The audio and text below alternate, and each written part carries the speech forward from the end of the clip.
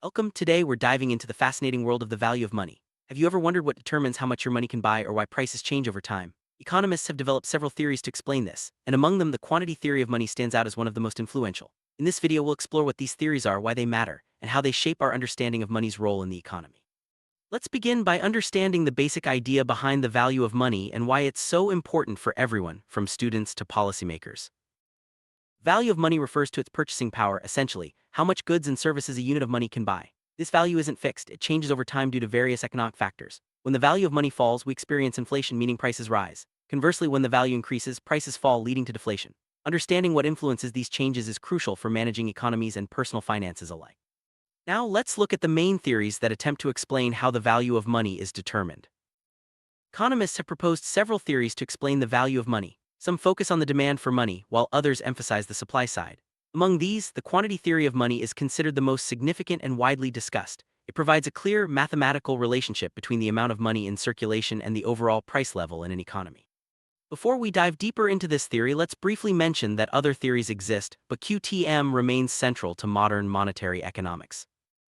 Quantity theory of money, often abbreviated as QTM, is a cornerstone of monetary economics. It asserts that the value of money is primarily determined by the quantity of money available in the economy. In other words, if there's more money circulating, each unit of money tends to buy less, leading to higher prices. Conversely, less money in circulation means each unit is more valuable, and prices tend to fall.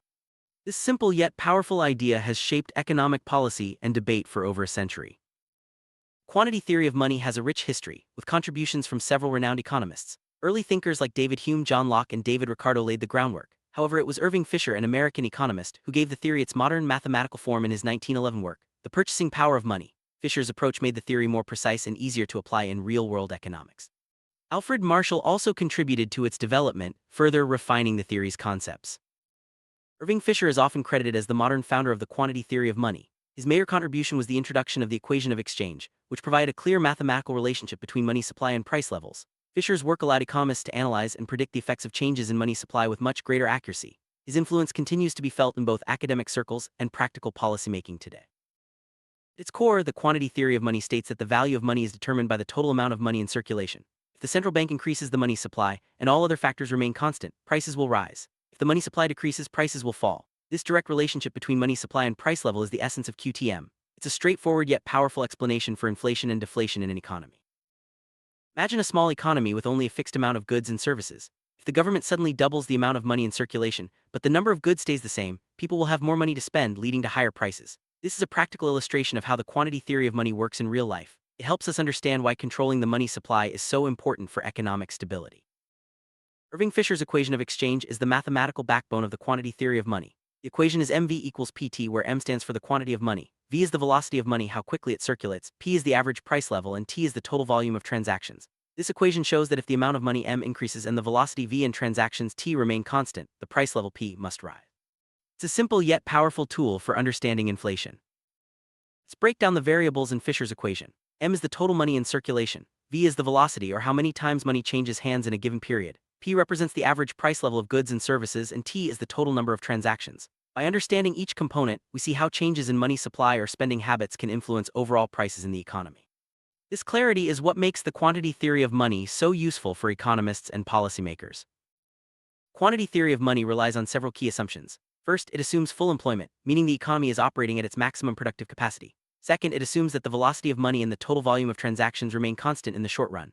These assumptions simplify the relationship between money supply and price level, making the theory easier to apply, but also limiting its accuracy in more complex, real-world situations. Full employment means that all available resources in the economy are being used efficiently, with minimal unemployment. This assumption is crucial for the quantity theory of money because it implies that increases in money supply will only affect prices, not output. In reality, economies often operate below full employment, which can complicate the direct relationship between money supply and prices. Another key assumption is that the velocity of money and the total number of transactions remain constant over time. This means people spend money at a steady rate, and the volume of goods and services traded doesn't change. While this makes the theory easier to model, in reality, both velocity and transactions can fluctuate due to changes in technology, consumer habits, or economic shocks. Quantity theory of money is important because it provides a clear framework for understanding inflation and the effects of monetary policy. Central banks use this theory to guide decisions about money supply, aiming to maintain price stability and economic growth. By linking money supply directly to price levels, QTM helps policymakers predict the consequences of their actions and avoid runaway inflation or deflation. The context of the quantity theory of money, money serves several key functions. It acts as a medium of exchange, a unit of account, a store of value, and a standard of deferred payment.